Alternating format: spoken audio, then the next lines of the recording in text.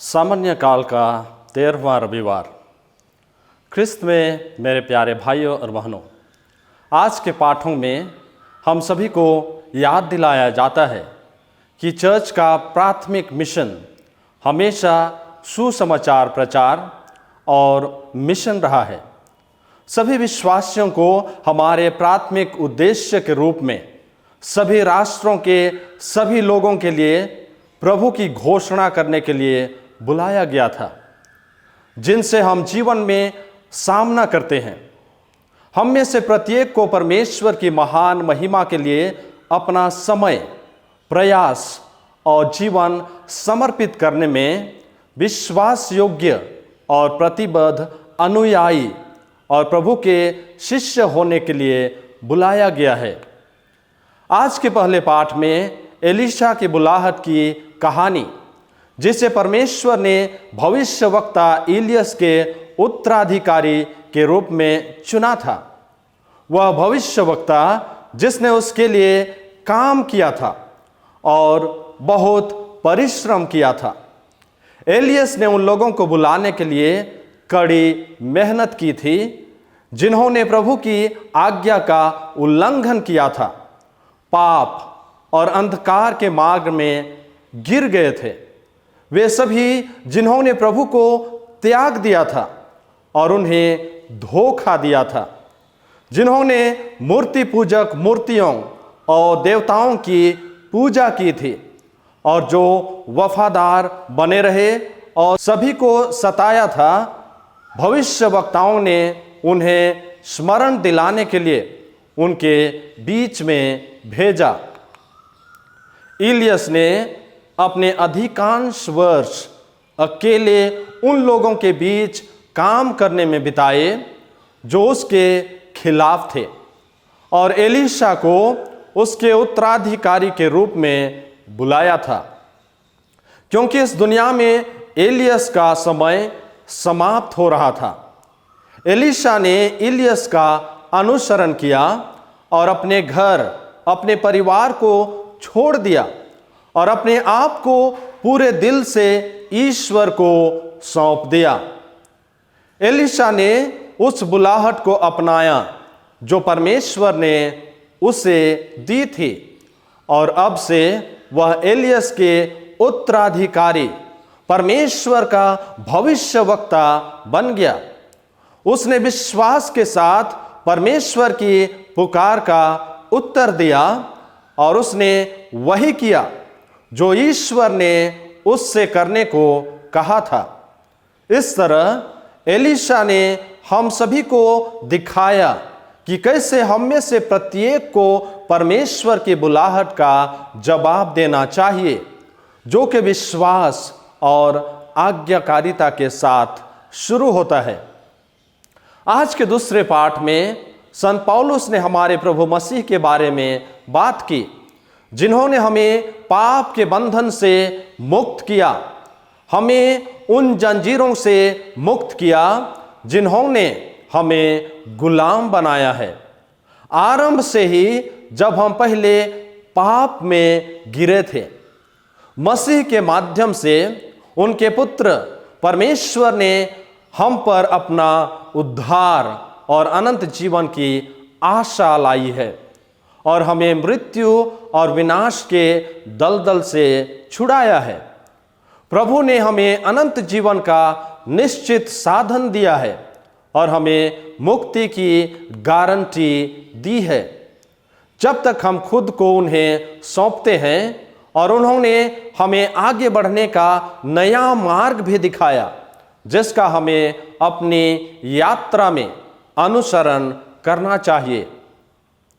और यहीं पर संत पौलुस ने आत्मा के मार्ग के बारे में बात की, जो शरीर के मार्ग से अलग है। संत पौलुस ने कहा कि ईसाइयों के रूप में जो लोग प्रभु में विश्वास करते हैं, हमें वास्तव में उनके प्रति वफादार होना चाहिए और उस मार्ग पर चलना चाहिए जो उन्होंने हमें बताया है। उस मार्ग के विपरीत जो दुनिया ने हमें दिखाया है, जो हम में से कई लोगों को है। ईसाइयों के रूप में हम सभी को पाप के जाल को पीछे छोड़ते हुए पवित्रता के लिए उनकी बुलाहट को अपनाने के लिए बुलाया गया है, जिसने हमें इतने लंबे समय तक नीचे गर्त में रखा था। हम सभी को चुनौती दी गई है कि हम अपने विश्वास में ऊपर उठें और शरीर के सुखों, मानवीय अभिमान और लालच के प्रलोभन का विरोध करते हुए प्रभु के मार्ग के अनुसार अपना जीवन सद्गुणों से व्यतीत करें। फिर अंत में आज हमारे सुसमाचार में हमने प्रभु यीशु को अपने शिष्यों और अनुयायियों से बात करते हुए सुना। उन्हें पूरे दिल से उनका अनुसरण करने के लिए कहा। उसने उन्हें दो दो करके जोड़े में उन स्थानों पर जाने के लिए भेजा जहां वह स्वयं मार्ग तैयार करने के लिए जाने वाला था। बहुत से लोग शिष्यों को अच्छी तरह से स्वीकार किया और कुछ ऐसे भी थे जिन्होंने उनकी बात सुनने से इनकार कर दिया। और जब शिष्यों ने पूछा कि जो लोग प्रभु को अस्वीकार करते हैं उन्हें दंडित किया जाना चाहिए और नष्ट किया जाना चाहिए, जो कि प्राचीन सोदोम और गमोरा के साथ हुआ था, प्रभु इस तरह के सुझाव के लिए शिष्यों को फटकार लगाई और अगले गांव चले गए। यह हमें बताता है कि प्रभु हम में से प्रत्येक को उसका अनुसरण करने, उसकी सच्चाई में विश्वास करने और उसके मार्ग पर चलने के लिए बुला रहा है। और वह हमें सबसे अधिक प्रेम करता है। उन लोगों के हठधर्मी के बावजूद जिन्होंने उस समय शिष्यों की बात नहीं मानी, प्रभु उन्हें दंडित नहीं करना चाहते थे, क्योंकि अंततः वह जानता था कि उनमें से कुछ के पास भविष्य में छुटकारा पाने का मौका हो सकता है।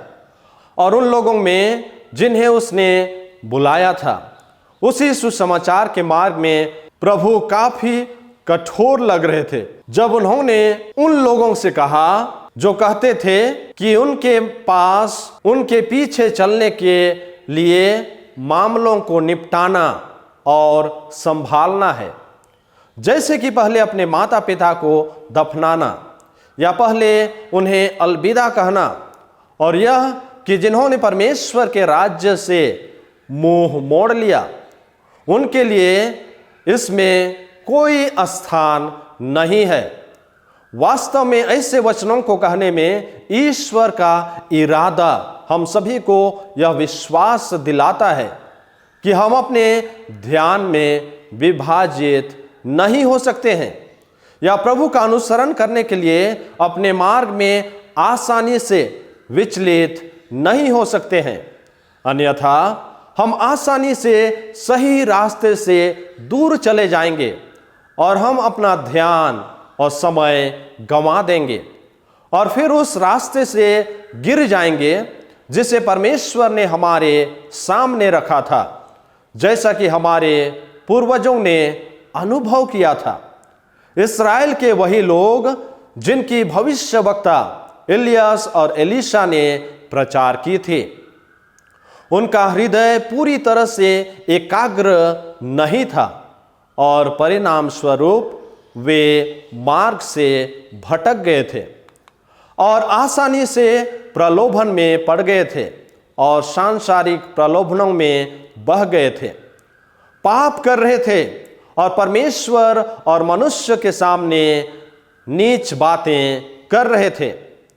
यही बात हमारे साथ भी हो सकता है जब तक कि हम सक्रिय रूप से परमेश्वर में विश्वास योग्य बने रहने और उसकी इच्छा पूरी करने का प्रयास नहीं करते हैं।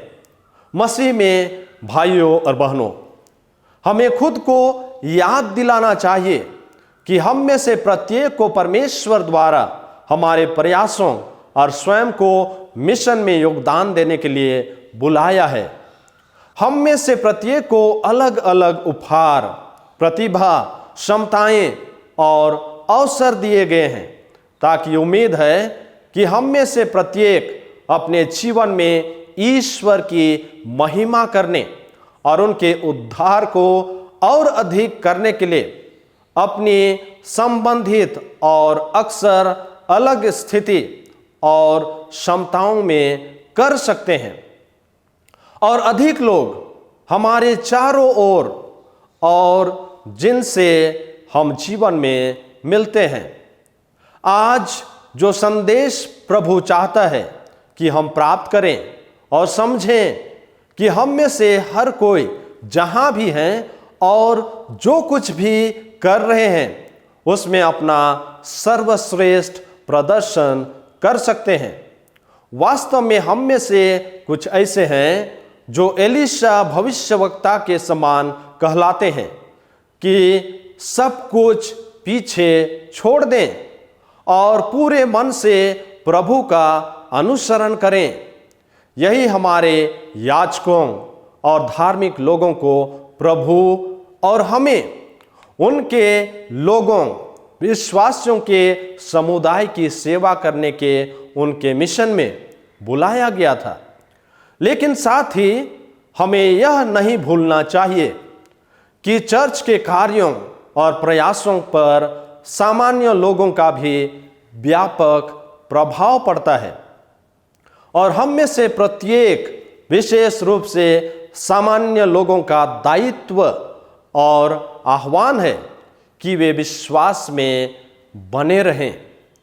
मसीह में भाइयों और बहनों, आइए हम सभी जीवन में अपनी अपनी बुलाहट को पूरे दिल से अपनाएं और हम में से उन लोगों के लिए जिन्होंने अभी तक यह नहीं खोजा है कि जीवन में हमारी बुलाहट क्या है, आइए हम सभी समय को अच्छी तरह से समझने और प्रार्थना करने के लिए व्यतीत करें।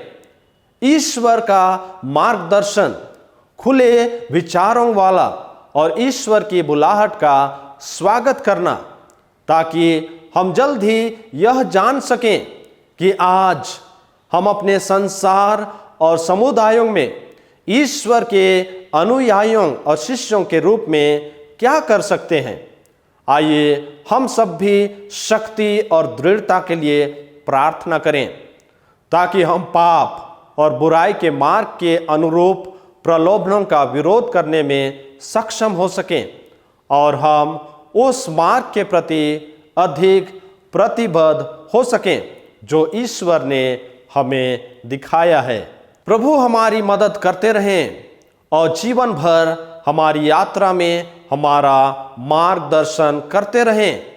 वह हम में से प्रत्येक को अपने वफादार शिष्य बनने के लिए सशक्त करें, हमारे दिलों को अपने प्यार से भर दे और बुराई और पाप के खिलाफ हमारे दैनिक संघर्ष में हमारी मदद करे। ईश्वर हमेशा हमारे साथ रहें और हमारे हर अच्छे कामों और प्रयासों को उनकी महान महिमा के लिए अभी और हमेशा आशीर्वाद देते रहें। आमीन।